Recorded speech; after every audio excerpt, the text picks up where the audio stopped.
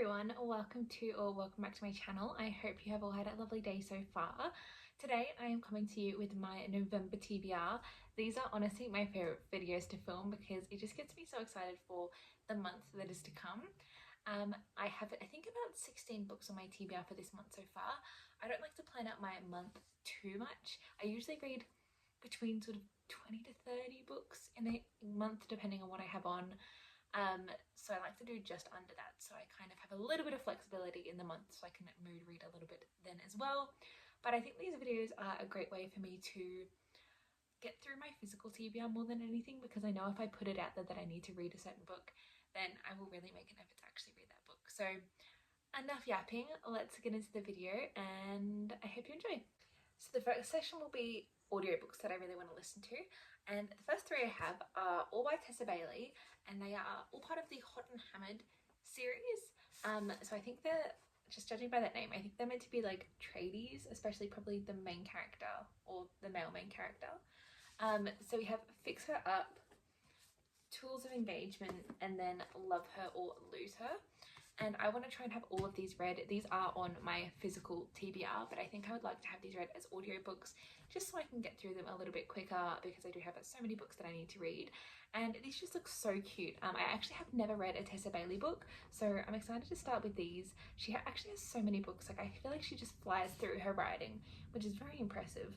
I'm not going to go through the full blurb of each of these because they are quite long, but I'm just going to read it and then summarize it for you guys. Okay, so to summarize, the main character Georgette, or Georgie, her family runs a home renovation business, and then our main male character Travis was a sports star, but he is now in the flipping houses business. So they're both kind of in that same sort of world, and it looks like it's going to be a bit of fake dating. I absolutely love fake dating, so I'm very excited to see how Tessa Bailey does it. I'm not going to read the blurbs of the other two yet. I'm just going to see how I go for the first one, and if I keep going throughout the month, then I'll read these two to myself. But I'm assuming they're all very similar type of vibes, like handy people, trade people, kind of. Yeah. But I'm excited for those. They will be really cute, and especially after a month of just reading thrillers, I am so excited to just get through a really small, easy romance. So that's that. Next, we have 5 Feet Apart. Again, I own this, but I am wanting to listen to this as an audiobook. It's very small, so I think it won't take me long at all to just fly through it. But I believe I've watched the movie version of this, but I haven't read the book. I might not have watched the movie, but I think I have. But I'm just gonna read the back anyway. Stella Grant likes to be in control, even though her totally out of control lungs have sent her in and out of the hospital most of her life. What Stella needs to control most is her distance from anyone or anything that might pass along an infection and jeopardize the possibility of a lung transplant. 6 feet apart, no exceptions. The only thing Will Newman wants to be in control of is getting out of this hospital. In 1 week, he'll turn 18, and then he'll be able to unplug himself from all of these machines and actually go see the world. Will's exactly what Stella needs to stay away from, but now 6 feet doesn't feel like safety, it feels like punishment. What if they could steal back just a little bit of the space their broken lungs have stolen from them? Would 5 feet apart really be so dangerous if it stops their hearts from breaking too? I feel like this is gonna make me cry. I definitely feel like I've watched this, like it just sounds very familiar, but I'm really excited to get another book off my physical TBR and get stuck into this book. But yeah, I'm scared. I feel like it's gonna give like the Fault in Our Stars kind of vibe, but I'm here for it. I'm hoping it's cute and not too sad, but I have a feeling it is going to be sad. But yeah, still excited to read that. The next audiobook I'm going to listen to is Jane Eyre by Charlotte Bronte.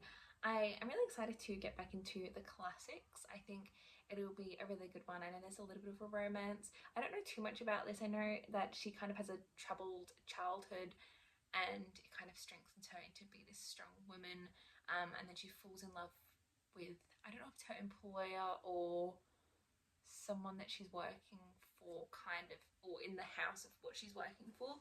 But that's kind of all I know. I'm maybe going to try and watch a movie version of this, because I do think that helps me understand the plot before the classics, because I do still struggle with classics a little bit, like understanding them. So I think that might be the best way to do it, at least so it's going to help me visualize when I actually do read the book. But that's all I really know. That's kind of all I'm going to say about it. I'm sure lots of people have probably read this book because obviously it is a classic. And I know for school there's probably people who had to read it then. Not personally, but I'm sure that was the case. So yeah, that one also going to be an audio, but we'll try and watch the movie before, hopefully. The final audiobook that I'm going to talk about, and it's actually another series, so it's a series of 3, trilogy. All the books are available on audio on my audio platform, so that's good because I hate when you start listening to a book on audio and then they don't have the whole series on there and then you have to read the physical book. So I checked that, it's a finished series, it's all on audio, so it should be one that I can just get through.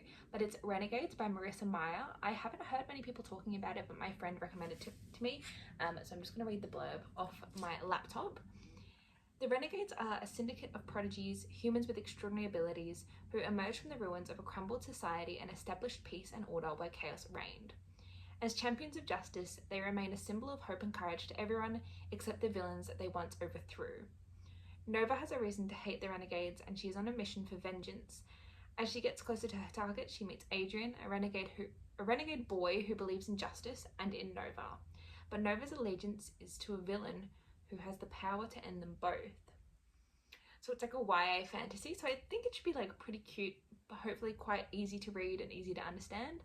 But that'll be another series that I hope to start and finish this month. I then have 4 books currently in my possession that I'm wanting to read as physical books. The first is Live Is Not a Loser by Lauren Ford. I believe Lauren is an Australian author. I actually met her at a convention a few months ago and the book sounded really interesting. She was really nice, so I grabbed it, and I think now's the perfect time to read it as another cute, easy romance for me to read after my month of thrillers. I just want to get back into the romance and fantasy as well grind, like both of those I've really been craving. So I will read the back of this. Liv is sitting on the side of the road with all her earthly belongings packed into plastic bags, in possession of a bearded dragon who hates her, 7 years into a degree that should have taken 4, working the same job she's had since high school, a commitment phobe, a loser. It's like a little checklist there, or not checklist, like dot point list. With the help of Henry, her oldest friend, Liv makes a loser list, 10 tasks she must complete to change her life. The most challenging, 3 dates with the same person, but the one constant there after each terrible date is Henry. As Liv learns that the path to self-improvement needs to start with a little self-love, she also realises that perhaps what she's looking for has been right in front of her the whole time. It just sounds really cute, like just really sweet, like a friends to lovers, which, to be honest, isn't my favourite trope, but it should be really cute. And I think I've actually got like a few things in here from her. That is the couple, and they are just gorgeous. And then I have a little not a loser bookmark, which is super cute, so I'll definitely be using those when I read them. But yeah, actually really excited to give this a go, just to try a new author, try something new, get back into romances. Very, very excited. Next, and one that should take me no time at all, is The Bridgertons Happily Ever After. I've been waiting for this from the library for so long, like at least 2 or 3 months, I think. But I've actually read the majority of this. So it's broken up into extended epilogues. That would be the first one. That's the start of the second one. And it's essentially all of the 8 Bridgerton books have their own extended epilogue that she's written after the fact. After how popular the Bridgertons were, she has given them all a proper extra story after, which I think is such a good idea. And I would love for authors to do extended epilogues more often. So when I listened to the Bridgertons on audiobook a few months ago, they also had all of the extended epilogues on there except for one. So I've literally got this whole book just for that one epilogue. I think it's like number 6 or number 5 or something. So it should only be like 50 to 100 pages is all I need to read of this book. But I'm excited to just read it, finally get it done. So yeah, I thought it would be rude to just miss out on the one epilogue. So I've got this, which I'm very excited for. Just excited to get it done. Next, and I'm sure it's to no surprise that this is my most anticipated read, albeit the biggest read. And to be honest, will I finish this in November? Very likely not, because this is genuinely almost 1,000 pages. Kingdom of Ash. If you don't know, this is the final book in the Throne of Glass series, which I have been reading over the last few months. I'm loving this series, I really am. I've basically vlogged every single book that I've read and spoken through my thoughts on them, so I will definitely be doing a vlog of full thoughts on this as well. I'm not going to read the back because I do want to go in completely blind, but essentially this is about our main character, Selena, who is an assassin, and It's following her journey. I can't really say much because that's really all you find out in the first book, I suppose. You don't even find it out, you go into it knowing it. But I can't really say any more because the books just changed so much, and I fear that if I say anything, it'll give a spoiler away. So, Kingdom Mash, words, Kingdom of Ash. I am so excited. I mean, that's the back. Don't read the writing, but oh my gosh. It's stunning. Like, it's actually gorgeous. It's a stunning cover. But I'm so excited. I can't believe I'm finally going to finish this. This is literally, oh my god, it's heavy. It's heavy. I can't be taking this anywhere. But yes, I'm so excited. That's all I can say. Read this series. Really, really, really recommend this series. It's actually been a great time. So, yeah. The next and final book of the physical books section that I currently have on me is Local Woman Missing by Mary Kubica. I don't actually know where I got recommended this book. It might have been on Instagram, or it may have just been one I've had on my TBR. I really wanted to finish this in my month of thrillers, but I actually just went a bit ham and got way too many books. So this wasn't possible, but because it's a library book, I'm wanting to just read it anyway because it's not too big, and actually I think it's also large print, so it really hopefully won't take me long. But I'll read the back of this one. Shelby Tabao is the first to go missing. Not long after, Meredith Dickey and her 6-year-old daughter Delilah vanished just blocks away from where Shelby was last seen, striking fear into their once peaceful community. Are these incidents connected? After an elusive search that yields more questions than answers, the case eventually goes cold. Now, 11 years later, Delilah shockingly returns. Everyone wants to know what happened to her, but no one is prepared for what they'll find. Mary Kubica takes domestic secrets to a whole new level, showing that some people will stop at nothing to keep the truth buried.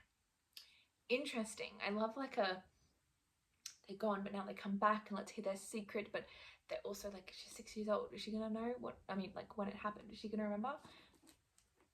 We shall see. Sounds very gripping, and oh my god, that is so creepy. She literally looks like a ghost. I hope that's not intentional because I can't deal with ghosts and like paranormal. That really freaks me out, but I'm curious. I wouldn't say I'm like super excited, but my interest is piqued, so we'll see. Okay, so that was all of the books that I have locked in, definitely really going to try and finish or at least start this month. The next section are my maybes. So these are the books that I have ordered from the library that may or may not arrive in time. If they do, great. If not, they'll be on next month's TBR, I suppose. To think that next month's TBR is going to be December. I actually have no festive books in my mind, so I might actually have to start thinking of some festive books to read over December. But anyway, hold that thought. The next book that I want to read is Kill Your Husbands by Jack Heath. My friend read this recently and gave it a good rating, so I thought, why not give it a try? So the blurb is, again, just reading it from my laptop here. 3 couples, friends since the university athletics team, travel to a house in the mountains for an unplugged weekend of drinking and bushwalking. No internet, no phones, no stress. On the first night, the topic of partner swapping comes up. It's a joke at first. Not everyone is keen, but an agreement is made. The lights will be turned out, the 3 men will go into the 3 bedrooms, the 3 women will pick a bedroom at random. It won't be awkward later, because no one will know for sure who they've slept with, though each guest is privately sure that they alone will be able to tell. But when the lights come back on, someone is missing. A search for the house and the surrounding bushland turns up a body. 5 people remain. They have no way of contacting the police, nor can they leave. The key to the car is missing, and the killer is just getting started. 2 weeks later, Senior Constable Kiara Liu drives to the house with her girlfriend Elsie. She's already interviewed the survivors. Now she must work out which of them is lying and why. Oh my god, that sounds so good. That sounds so gripping. Okay, I'm really excited. That actually sounds really...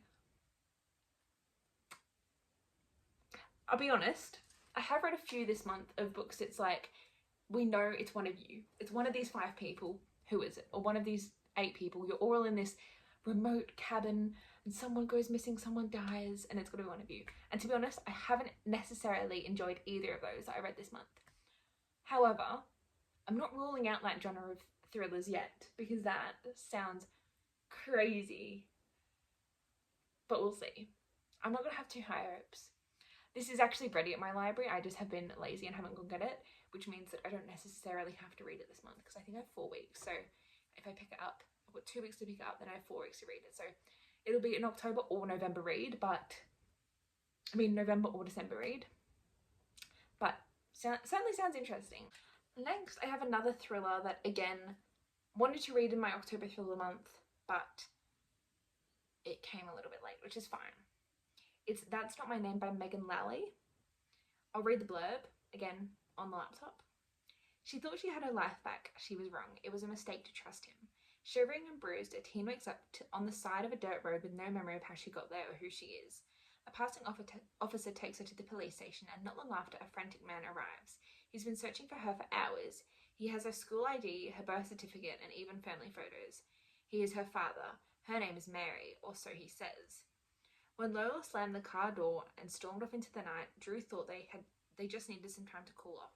Except Lola disappeared, and the sheriff, his friends, and the whole town are convinced Drew murdered his girlfriend. Forget proving his innocence. He needs to find her before it's too late. The longer Lola is missing, the fewer leads there are to follow, and the more danger they are both in. Okay. Honestly, I haven't really had any good thrillers this month, which you'll see in my wrap-up next week. So I'm not having too high expectations, but 4.1 rating on Goodreads, that's pretty good, so we shall see. And finally, the next two books that I am on hold in the library, I'm second in line for both of these. I'm not going to talk through the blurb of these because they are all part of an interconnected series. So I don't want to give anything away, even though they're interconnected, so I won't, but just in case, and I've also done enough waffling now. But it's Daydream by Hannah Grace and Yours Truly by Abby Jimenez. The Abby Jimenez one is part of the Part of Your World series, which I quite enjoyed. It was definitely heavier than I was expecting. It's not a light, fluffy romance by any means, so I didn't love it because I was kind of going in with that air, I guess. I've never read any Abby Jimenez books before, but now that I know, I'll have a better lens of kind of what it's about. And Daydream is the third book in the UCLA or something. I don't actually know what the series is called, but it's the Icebreaker and Wildfire series by Hannah Grace. It's her only series. I really enjoyed the first two. They're all like hockey / sport romances. The second one was like they were on like a campground. It was like a school camp thing, and they were the instructors or something. I don't know. But this one is with Henry, and he has been one of my favorite side characters through the whole time. He's just so sweet. So I'm really excited to hear his story. But that was pretty much everything I wanted to talk about in my video today. They're all the 16 books that I am excited to read or hopefully get to in the month of November. I actually cannot believe we're going into November. Like, the more I say it, the more unreal it just sounds. I can't believe it, but I'm so excited. I love Christmas, so I can't wait to get this month over. So we're one step closer. But yeah, that was all I had in today's video. So thank you so much for watching, and I will see you on my next one. Bye!